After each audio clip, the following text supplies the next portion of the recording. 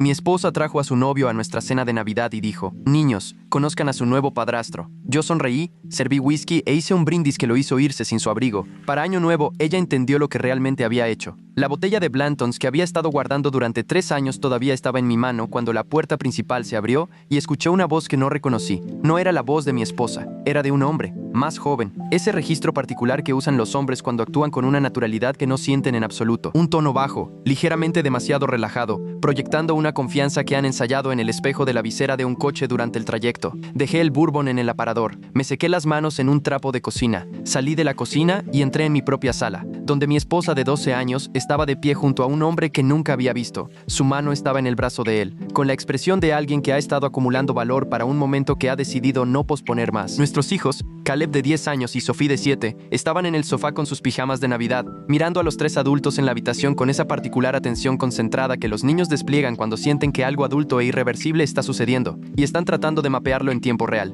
«Ryan», dijo mi esposa, y luego dijo el nombre de él como si estuviera orgullosa. «Él es Owen. Llevamos juntos 8 meses». Enderezó los hombros de esa manera que había desarrollado en algún momento del último año. Esa nueva postura a la que no había podido ponerle nombre hasta este preciso instante. «Quiero el divorcio». «Niños, Owen va a ser su padrastro». La habitación quedó completamente inmóvil, no en silencio, sino quieta, la forma en que el aire se aquieta antes de que algo estructural ceda. Miré a Owen. Tenía unos 34 años, mi edad, con el tipo de mandíbula que se ve bien en las fotos de perfil y la expresión de un hombre que había entrado en esta habitación creyendo que tenía todas las ventajas y que ahora estaba revisando esa creencia en tiempo real mientras observaba mi rostro. No estaba encontrando lo que esperaba allí. Me volví hacia el aparador, tomé el Blantons, me estiré y saqué 3 vasos. Uno para mi suegro, Dennis, que estaba congelado en su sillón como un hombre que se hubiera tragado algo que le cayó mal. Uno para mi suegra, Gail, cuyo rostro se había vuelto del color de la cera vieja. Y uno para mí. Serví 3 dedos en cada uno. Dejé el vaso de Owen vacío y no toqué el cuarto. «Bueno», dije levantando el mío,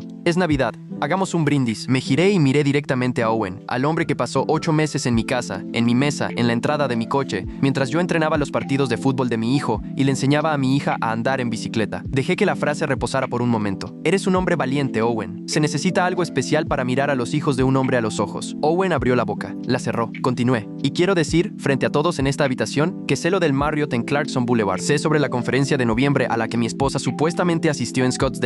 Y sé sobre el contrato de arrendamiento de un coche por 6 meses que abrió en febrero solo a su nombre, para un vehículo actualmente registrado en esta dirección, del que se me dijo que era para su trayecto matutino». Gail emitió un pequeño sonido detrás de mí. «Lo sé», dije en voz baja, «porque he estado prestando atención durante mucho más tiempo del que cualquiera de ustedes suponía». Owen buscó a su espalda, encontró su abrigo en el gancho junto a la puerta y salió por la entrada principal tan rápido que no oí la puerta cerrarse tras él. Simplemente se fue. Mi esposa se quedó en la sala mirando el espacio donde él había estado. Dejé mi vaso. «Caleb, Sophie, suban a su cuarto. Subiré en 10 minutos». Se fueron, ambos, sin discutir, porque eso es lo que hacen los niños cuando un padre habla desde un lugar sin el menor temblor. Mi esposa dijo mi nombre. La miré. «Esta noche no», dije, y quise decir todo lo que eso contenía. «Me llamo Ryan Callaway. Tengo 34 años. Soy arquitecto, residencial y comercial ligero. Y he pasado la mayor parte de mi vida profesional entendiendo que las cosas más importantes de una estructura casi nunca son visibles desde el exterior. Debería haber aplicado ese conocimiento en casa mucho antes. Conocí a Dana cuando teníamos 20 y tantos en la fiesta de inauguración de la casa de un amigo en Denver, que es el tipo de encuentro que parece el destino cuando tienes 28 y considerablemente menos cuando tienes 34. Ella estaba terminando su maestría en administración. Era aguda, divertida y tenía la energía particular de alguien que sabe exactamente a dónde va y ha elegido dejarte estar a su lado mientras llega allí. Nos casamos después de 2 años. Caleb llegó 14 meses después. Sophie, 2 años después de Caleb. Nos mudamos de Denver a una casa estilo Craftsman de 4 habitaciones en Littleton, Colorado. Una casa para cuya remodelación yo había diseñado una parte. Una casa con una terraza orientada al oeste que restauré a mano el verano en que nació Sophie.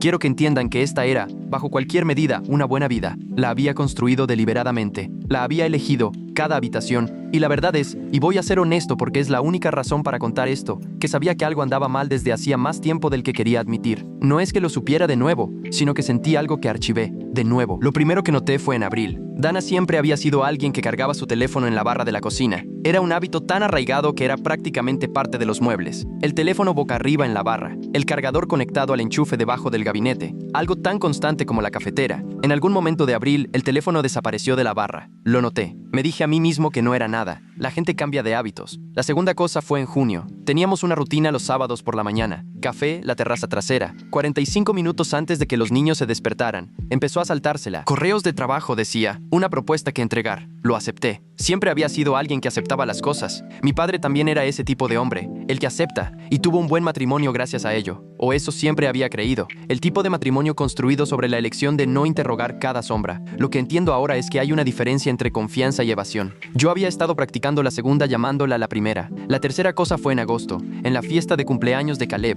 El teléfono de Dana se iluminó en la mesa del patio mientras ella estaba adentro rellenando la jarra de limonada. La pantalla fue visible por un segundo antes de atenuarse. Una frase. No puedo dejar de pensar en anoche. Miré la pantalla. Luego levanté la vista hacia nuestro patio trasero lleno de niños de 10 años y pistolas de agua. El circuito de obstáculos inflable que había tardado 40 minutos en montar. La pancarta de cumpleaños que había colgado entre los postes de la cerca. Volví a mirar el teléfono. La pantalla se había oscurecido. No lo levanté. Me dije a mí mismo que lo había leído mal. Que era de una amiga. Que había visto lo que había estado buscando inconscientemente. Porque una vez que empiezas a buscar, el cerebro encuentra patrones de todos modos. Me dije eso durante agosto y septiembre. Y octubre, cuando regresó de una conferencia de 3 días en Scottsdale y algo en la forma en que desempacó su maleta, demasiado rápido, deliberadamente, como alguien manejando un inventario, hizo que se me helara la nuca. No dije nada. Esperé una razón para dejar de esperar. La víspera de Navidad me dio una que no había pedido. Después de que Caleb y Sophie estaban en la cama y yo me senté en el borde de cada una de sus camas más tiempo de lo habitual, hablando de nada en particular, solo estando en la habitación, volví a bajar. Dana estaba sentada en la mesa de la cocina. Sus padres se habían ido a los 20 minutos de la partida de Owen. Gail me había apretado el brazo en la puerta de una manera que decía, lo siento mucho. No sabía nada. Lo siento mucho. Denise me había estrechado la mano sin hacer contacto visual, lo que era su propia forma de respuesta. Dana levantó la vista cuando entré. Ryan, sé cómo se vio esto. Se vio exactamente como lo que era, dije. Me senté frente a ella en la mesa de la cocina. Mi mesa de la cocina, la que había encontrado en una venta de patrimonio en 2019 y pasé un fin de semana restaurando en el garaje. Quiero señalar ese detalle, no por drama, sino porque cada superficie de esta casa tenía mis manos en alguna parte, y en ese momento necesitaba sentir la solidez de eso. ¿Cuánto tiempo?, pregunté. Me dijo que 8 meses, lo que coincidía con lo que había dicho en la sala. No sé si esa era la verdad o la versión aceptable de ella. Owen, dije, está en marketing. Nos conocimos en la conferencia de Scottsdale. En agosto, ella miró la mesa. Dijiste junio, dije, pero Scottsdale fue en noviembre. Así que 8 meses es. Ryan, marzo, dije. Marzo es 8 meses desde noviembre. No respondió, lo cual era una respuesta en sí misma. Me quedé con eso. El coche, dije, se quedó inmóvil. El Subaru, me dijiste que necesitabas algo para el trayecto en invierno, que el contrato de arrendamiento del Honda terminaba y que encontraste una buena oferta. Dije, está bien, encárgate tú. Yo tengo el proyecto de la terraza. La miré. ¿A nombre de quién está el seguro? Volvió a mirar la mesa, porque cuando agregué nuestros coches a la renovación el mes pasado, dije el Subaru mostraba un conductor principal con una dirección diferente. Una dirección que busqué por curiosidad porque pensé que podría ser un error. Hice una pausa. No fue un error. Dana presionó sus dedos contra el costado de su taza de café. Has estado planeando esto, dije, no como una acusación, sino como una declaración de hechos que yo estaba ordenando en tiempo real. Ryan, yo solo.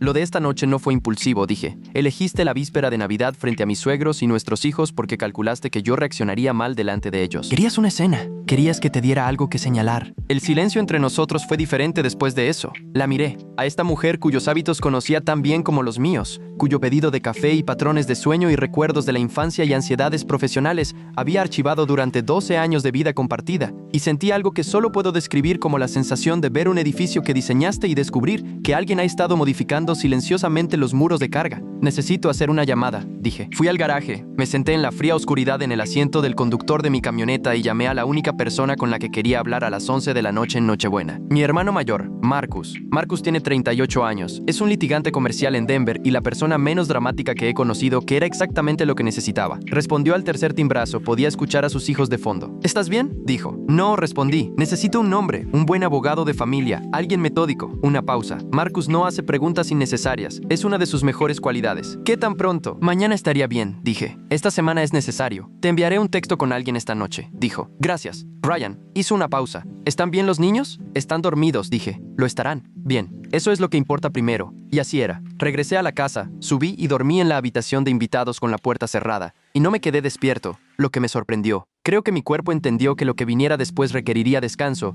y tomó una decisión sin consultar mis sentimientos. El texto de Marcus llegó a las 11:43 p.m. Patricia Sosa. Está en Greenwood Village, 12 años en derecho de familia. Es minuciosa, no es ostentosa y no pierde lo que no debería perder. Dile que Marcus Callaway te refirió. Le envié un mensaje de texto a la oficina de Patricia Sosa a las 8:05 a.m. del 26 de diciembre. A las 8:40, su asistente me devolvió la llamada y programó una cita para la mañana siguiente. Le dije a Dana que tenía una visita cita a una obra que había olvidado reprogramar. No lo cuestionó. Para ese momento, ambos estábamos actuando una versión de normalidad en la que ninguno de los dos creía. La oficina de Patricia Sosa estaba en el tercer piso de un edificio cerca de Arapahoe Road, y era una mujer de unos 40 y tantos años con la manera compuesta y pausada de alguien que ha escuchado todas las versiones posibles de catástrofes domésticas humanas y ha desarrollado una teoría de trabajo para cada una. Leyó la documentación que traje, nuestras declaraciones de impuestos conjuntas, nuestros estados de cuenta de los últimos 4 meses, la escritura de la propiedad, impresiones del contrato de arrendamiento del coche que había localizado a través de nuestro portal de seguros compartido,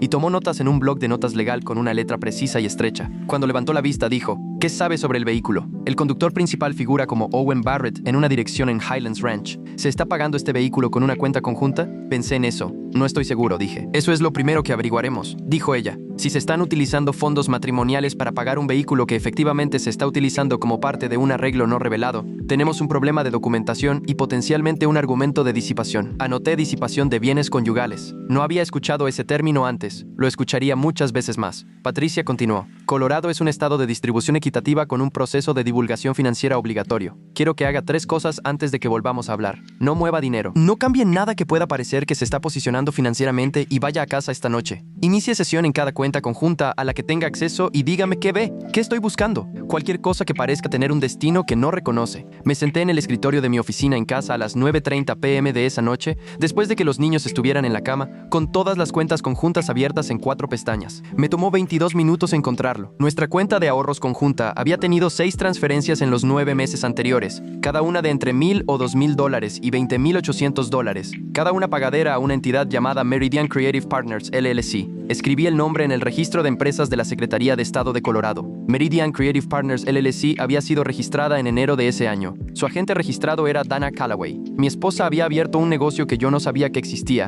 y había estado moviendo dinero hacia él desde nuestros ahorros conjuntos durante 9 meses. Mis manos se quedaron muy quietas sobre el teclado, no temblando. Quietas. La quietud específica que llega cuando un hecho es demasiado grande para recibirlo por completo en el momento y el cuerpo se queda en silencio mientras el cerebro hace el inventario. Me quedé allí un momento y pensé en algo que Patricia había dicho. Cualquier cosa que parezca tener un destino que no reconoce. $14,300, según mi cálculo rápido. Destino. Una LLC que no sabía que mi esposa poseía. Tomé capturas de pantalla con mi teléfono y las envié por correo electrónico a una cuenta personal. Luego redacté un documento de resumen, montos, fechas, el nombre de la LLC, la fecha de registro, y envié todo a Patricia a las 10:17 p.m. con un asunto que decía: encontré algo, llame cuando pueda. Llamó a las 7:52 de la mañana siguiente. ¿Hay algún contexto de negocios que deba conocer?, preguntó. ¿Discutió ella recientemente la creación de una empresa? No, dije. ¿Mencionó alguna vez a Meridian Creative Partners? Nunca. Una breve pausa. Ryan, vamos a necesitar un contador forense. Trabajo con un hombre llamado David Rourke, contador público certificado,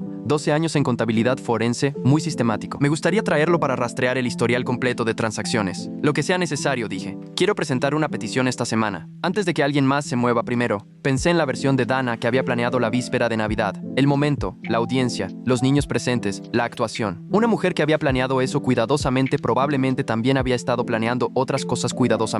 Presente la petición, dije. La petición se presentó el 30 de diciembre. A Dana le fue notificada en la casa a las 2:09 p.m. Mientras yo estaba en el supermercado con Caleb y Sophie, quienes habían decidido simultáneamente que necesitaban todo en el pasillo de los cereales y estaban negociando sobre el espacio en los estantes. Sé la hora exacta porque el asistente legal de Patricia me envió un mensaje mientras estaba parado frente a los Cheerios. Guardé mi teléfono en bolsillo y ayudé a Caleb a identificar la variante específica de Honey Nut que requería. Condujimos a casa, hice la cena y no le dije nada a Dana sobre lo que había sucedido esa tarde hasta que los niños estuvieron dormidos. Cuando volví a bajar, ella estaba sentada en la mesa de la cocina con el sobre y la petición abiertos frente a ella. Levantó la vista. Presentaste la demanda, dijo. Mi abogada la presentó, dije. Congelaste las cuentas. El tribunal congeló las cuentas. Hay una distinción. Miró las páginas frente a ella, luego de nuevo a mí. Encontraste Meridian, dijo. No era una pregunta. $14,300, dije. 9 meses. Se presionó los dedos contra la boca. Dana, dije, manteniendo mi voz nivelada de la manera en que había estado practicando durante una semana. No solo tuviste una aventura, pasaste 9 meses construyendo una estrategia de salida financiera desde una cuenta conjunta por dinero que es tanto mío como tuyo. Me senté frente a ella.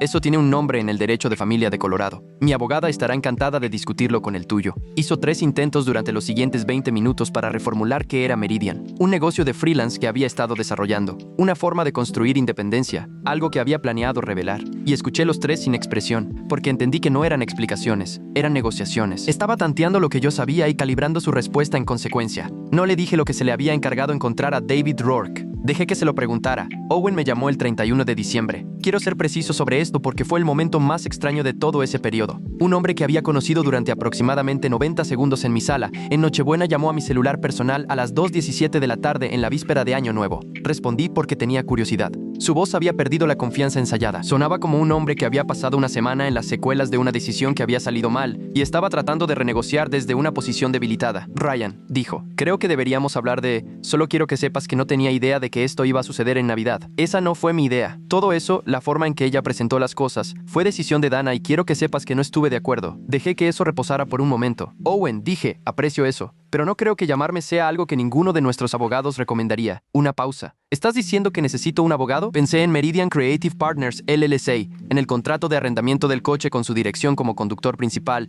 en las transferencias. Estoy diciendo, dije cuidadosamente, que probablemente deberías hablar con alguien que pueda aconsejarte sobre si tienes alguna exposición en esta situación. La línea se quedó en silencio. ¿Qué tipo de exposición? Preguntó. Esa dije, es exactamente el tipo de pregunta para tu abogado. Terminé la llamada. Me senté en mi camioneta en el estacionamiento de un Home Depot, al que había conducido sin ninguna razón en particular. Miré fijamente el parabrisas durante aproximadamente 2 minutos y luego llamé a mi hermano. Te llamó, dijo Marcus. Me llamó. Dios santo. Le dije que consiguiera un abogado. Inteligente. Una pausa. ¿Cómo están los niños? Están bien, dije. Sophie me preguntó si Owen iba a volver. Le dije que probablemente no. Dijo que qué bueno, porque no se quitó los zapatos cuando entró. Marcus se rió. Fue la primera vez que me reí en una semana. ¿Cómo estás tú?, preguntó. Pensé en la versión honesta de la respuesta, en el particular dolor de estar parado en tu propia vida y darte cuenta de que alguien la ha estado desmantelando sigilosamente mientras tú mirabas techos y planeabas proyectos de primavera. Estoy funcionando, dije. Ahora mismo, ese es el objetivo. Eso es suficiente, dijo. Por ahora es suficiente. David Rourke, contador público certificado, tenía la energía de un hombre que encontraba el comportamiento financiero irregular genuinamente interesante, que es exactamente la cualidad que quieres en un contador forense y lo opuesto a lo que quieres en un vecino. Tenía 51 años. Era metódico y se comunicaba a través de hojas de cálculo detalladas con columnas codificadas por colores, lo que yo como arquitecto encontré profundamente satisfactorio. Su análisis completo llegó a principios de febrero. Era peor de lo que había encontrado por mi cuenta, remontándose 14 meses, 2 meses más de lo que yo había revisado. El total desviado de nuestras cuentas conjuntas a Meridian Creative Partners LLC y a 2 destinos de pago adicionales era de $31,400. Uno de los destinos adicionales era un portal de pago registrado a nombre de un estudio de entrenamiento personal en Highlands Ranch, cerca de la dirección registrada de Owen. Las transacciones estaban etiquetadas como cuotas de membresía. El estudio no tenía una tarifa de membresía pública que correspondiera a los montos pagados. El segundo eran 3 retiros en efectivo en cajeros automáticos cerca de la oficina que Dana compartía con la sede de su firma de marketing en el centro. Retirados en montos justo por debajo del umbral de reporte, $2,900 cada uno, 3 veces, a lo largo de 6 semanas. Patricia revisó el informe y me llamó de inmediato. Este es un caso completo de disipación, dijo. No solo la LLC, el patrón de retiros, el momento, los pagos de categorías fantasma. El análisis de David establece la intención. No se trata de alguien que gastó de más en artículos personales. Esto es una preparación financiera documentada para una salida del matrimonio. Hizo una pausa. Su abogado va a querer llegar a un acuerdo rápido. Que quieran, dije. El abogado de Dana, un hombre llamado Greg Pelum, de quien más tarde supe que tenía reputación de llegar a acuerdos rápidos y eficientes, hizo el primer contacto el 9 de enero. Su propuesta inicial llegó a través de Patricia. Era casi razonable. Si no supieras sobre los 31,000, si no tuvieras la hoja de cálculo anotada de David Rourke, si no supieras sobre Meridian Creative Partners LLC y el estudio de entrenamiento en Highlands Ranch y los retiros de efectivo por debajo del umbral, si creyeras que el coche en la entrada de Owen Barrett fue una simple decisión de arrendamiento. La propuesta me ofrecía custodia alterna con Dana como madre con custodia residencial principal, una compra de mi parte del valor de la casa a una tasación de 6 meses de antigüedad y una división de bienes que no hacía ninguna referencia a ninguna de las transferencias. Debajo de acciones, Patricia escribió una línea en el margen de su copia. Esto es un insulto disfrazado de generosidad. Me llamó después de enviar su resumen. Rechazar, dije. ¿Contraoferta? Todavía no, dije. Dejemos que piensen que lo estamos revisando. Hubo una pausa y escuché algo en la voz de Patricia que un abogado menos metódico podría haber llamado satisfacción. De acuerdo, dijo. Les diré que lo estamos revisando. Hay un momento en enero en el que pienso más que en los otros. Era un martes por la noche, las 9. Los niños dormían. Dana estaba arriba. Yo estaba en la mesa de la cocina con el informe de David Rourke y una taza de café que se había enfriado. Mi teléfono se iluminó con un mensaje de texto de un número que no reconocí. Quiero hablar contigo. Por favor. Esto ha ido demasiado lejos. Owen. Lo miré fijamente. Luego Luego puse el teléfono boca abajo y terminé de leer el informe. No respondí. Quiero ser honesto sobre lo que sentí en esas semanas, porque esta historia se tuerce si la presento como la competencia suave e inquebrantable de un hombre que nunca tuvo miedo. Tuve miedo todos los días, no del proceso legal, sino del veredicto sobre mi propio juicio, de la pregunta que no dejaba de encontrarme en las horas de silencio. ¿Cómo no viste esto? No todo, pero sí lo suficiente. Eso es para lo que nadie te prepara. No la traición en sí misma, que llega con su propia claridad brutal, sino la auditoría retrospectiva de tu propia ceguera. El inventario de cada momento en que podrías haber mirado directamente algo y elegiste mirar un poco más allá. Había sido muy bueno mirando un poco más allá de las cosas. Fui a un terapeuta por primera vez en febrero. Se llamaba Dr. Nathan Webb y tenía 17 años en práctica privada, con una especialización en lo que él llamaba ruptura del apego en relaciones a largo plazo. Fue directo y poco sentimental de una manera que encontré inmediatamente útil. Hábleme de cuándo notó por primera vez que algo andaba mal, dijo en nuestra primera sesión. Le conté sobre el teléfono en la barra que desapareció en abril, sobre el mensaje de texto de la fiesta de cumpleaños en agosto, sobre la historia de Scottsdale, y en cada uno de esos momentos, él dijo, ¿qué hizo con lo que notó? Lo archivé, dije. Me dije a mí mismo que estaba siendo paranoico. ¿Por qué paranoico?, preguntó. Pensé en mi padre, en el tipo de matrimonio que había visto mientras crecía, complaciente, no confrontacional, construido sobre la suposición de que mencionar un problema era más disruptivo que tolerarlo, porque preguntar se sentía como una acusación, dije. ¿Y las acusaciones?, dijo él. ¿Se sentían como qué? Como el tipo de hombre que no quería ser. Escribió algo. Hay una diferencia, dijo, entre confiar en tu pareja y negarte a confiar en tus propias percepciones. Lo primero es saludable. Lo segundo es una estrategia de afrontamiento. Me quedé pensando en eso durante mucho tiempo. La mediación estaba programada para un jueves de marzo en una oficina neutral en Cherry Creek. Llevaba un saco oscuro y una corbata que tenía desde hacía 5 años. No era una actuación, solo la ropa que me hacía sentir como yo mismo. Patricia ya estaba allí cuando llegué. Tenía la quietud organizada de alguien que se había preparado por completo y no tenía nada más que arreglar. Dana entró 3 minutos después de mí. No habíamos estado en la misma habitación con un propósito deliberado desde la víspera de Navidad. Habíamos ocupado la misma casa, manejado la logística de los niños y los asuntos como lo hacen los padres que se divorcian de forma abreviada. Nos habíamos cruzado en los pasillos, pero no nos habíamos sentado frente a una mesa con abogados de por medio. Se veía cansada, no derrotada, cansada de esa manera particular de alguien que ha estado manejando una historia en múltiples direcciones durante 9 meses y se está quedando sin la energía necesaria para mantenerla. Owen no estaba allí, no tenía legitimación legal. La mediadora era una mujer llamada Carol Hutchins, con 24 años en mediación familiar y civil, que tenía la paciencia expansiva de alguien que había absorbido más conflictos humanos de los que la mayoría de la gente encuentra en toda una vida y seguía sin impresionarse por sus diversas formas. Explicó el proceso. No era una jueza, facilitaría, no decidiría. Su trabajo era determinar si era posible una resolución negociada antes de una audiencia formal. El lado de Dana fue primero. Greg Pellum fue profesional y comedido, y presentó 2 argumentos que yo había anticipado. Primero, que las transferencias a Meridian representaban un desarrollo de negocio legítimo por parte de Dana, un trabajo exploratorio como freelance que no tenía relación con las finanzas maritales. Segundo, que dadas las exigencias de mi práctica arquitectónica y lo que él caracterizó como mi horario de trabajo irregular, la custodia residencial principal con Dana serviría a la necesidad de estabilidad de los niños. Patricia lo dejó terminar. Luego,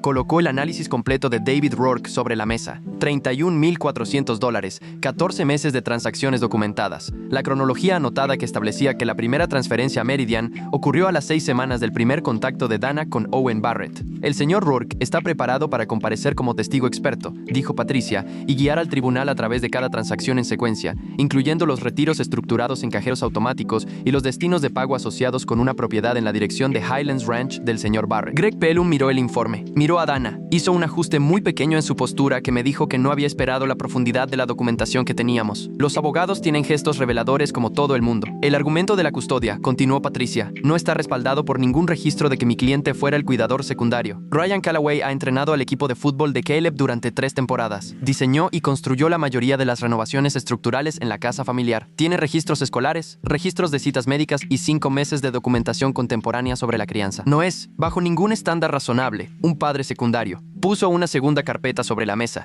Carol Hutchins tomó una nota. Greg Pellum pidió un receso. En el pasillo, Patricia se paró a mi lado junto a la ventana. Pellum no sabía sobre los retiros estructurados, dijo en voz baja. ¿Pude verlo? ¿Eso es bueno? Significa que ella no le dijo todo a su abogado. Eso cambia su confianza en su propio caso. 22 minutos después, regresaron con una propuesta revisada. Custodia residencial principal para mí. Dana con fines de semana alternos y miércoles por la noche. Manutención infantil según las pautas de Colorado. La casa conyugal se vendería y las ganancias se dividirían, y Ryan recibiría un crédito por la disipación documentada, lo que me otorgaba una parte significativamente mayor del capital neto. El 401k de Dana se dividiría equitativamente según una orden Kudrow, sin lenguaje de impugnación de la custodia, sin caracterización de mi horario de trabajo como una variable, y una disposición adicional que habíamos solicitado, un reconocimiento explícito por escrito en el acuerdo de que las transferencias a Meridian y los pagos asociados constituían una disipación de los bienes conyugales, para que constara en el acta. Greg Pellium presentó esto sin editorializar, de la manera en que lo hacen los abogados cuando el terreno realmente ha cambiado. Patricia leyó sin expresión,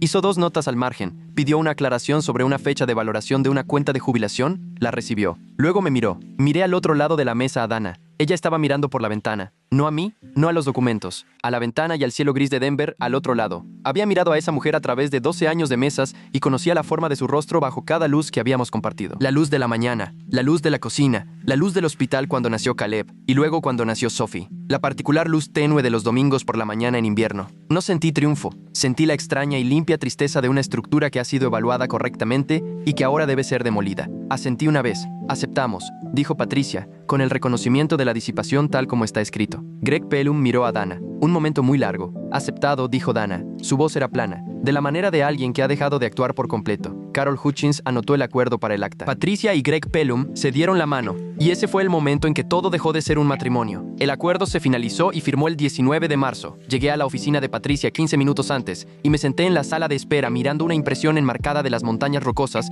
que había visto una docena de veces sin verla realmente. Cuando me hicieron pasar a la sala de conferencias, Dana no estaba allí. Habíamos acordado firmar por separado. Yo lo había solicitado. Ella no se había opuesto. Patricia me guió a través del documento, línea por línea, cada número, cada disposición de custodia, cada mención de Meridian Creative Partners LLC y la cláusula explícita de disipación. Tomé el bolígrafo, lo sostuve por un momento no por vacilación, sino por algo más parecido a un reconocimiento de que estaba en la frontera entre 2 versiones de mi vida y que el hombre al otro lado de esta firma iba a tener que construir algo nuevo y que era capaz de hacerlo, y eso era suficiente saber. Firmé. Patricia me acompañó hasta la puerta, me estrechó la mano y dijo: manejaste esto con mucha disciplina. La mayoría de la gente no lo hace. Tuve buena ayuda, dije. En el estacionamiento, me senté en mi camioneta durante unos minutos. Marzo en Denver, cielo pálido, todavía algo de nieve en los picos visibles al oeste. Una tarde de jueves ordinaria que se veía exactamente como ella misma. No llamé a nadie de inmediato. Me senté con la quietud de todo aquello. Luego conduje a la escuela de Caleb. Había despejado mi tarde y acordado con su maestra sacar a ambos niños temprano. Los llevé a una pizzería en South Broadway que ellos consideraban la forma más alta de restaurante disponible para la humanidad, y nos sentamos en un reservado durante 2 horas mientras Caleb narraba un partido de fútbol en tiempo real usando gestos con las manos, y Sophie organizaba los ingredientes de su pizza en categorías, y luego se comía las categorías en un orden específico. En algún momento Sophie se estiró y puso su pequeña mano sobre la mía, brevemente, de la manera en que lo hacen los niños de 7 años cuando sienten algo para lo que no tienen palabras. ¿Estás bien, papá?, preguntó. Pensé en la respuesta honesta. Realmente lo voy a estar, dije. Ella lo consideró.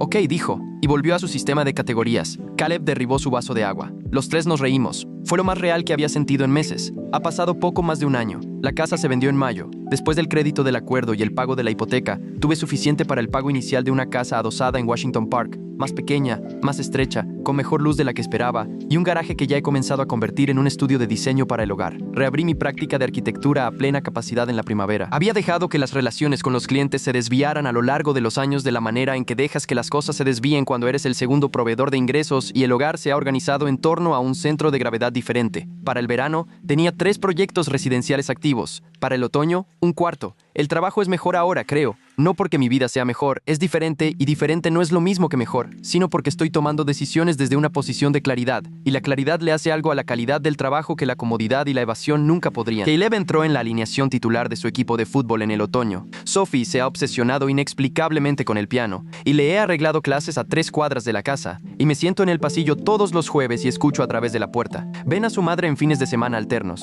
Nuestras conversaciones de crianza compartidas son breves y funcionales. Eso está bien. Lo funcional es el objetivo, no una calidez que no nos hemos ganado de nuevo. Mi hermano Marcus vino de visita en octubre con su familia. Pasamos un fin de semana en las montañas y ni una sola vez me preguntó cómo estaba realmente, que es la única manera de hacer esa pregunta de verdad. Nathan Webb, mi terapeuta, y yo todavía nos reunimos 2 veces al mes. Él me ha ayudado a entender algo a lo que sigo volviendo. La aceptación que confundí con confianza era una forma de autoanulación, no de generosidad. Anulación. Me estaba haciendo más pequeño para que la estructura a mi alrededor se sintiera estable, y las estructuras construidas sobre alguien que se hace más pequeño no son estables. Su caída está pospuesta. En cuanto a Owen y Dana, sé lo que Caleb menciona oblicuamente. de la manera en que los niños de 10 años pasan información sin aparentarlo. La relación no sobrevivió al proceso legal. La revelación de documentos sobre Meridian, el reconocimiento en el documento, los retiros estructurados registrados en el acta. Nada de eso facilitó que dos personas construyeran algo al otro lado de lo que habían hecho. Meridian Creative Partners LLC se disolvió en agosto. La dirección de Owen parece haber cambiado. Me doy cuenta de que no tengo ningún sentimiento fuerte sobre nada de eso.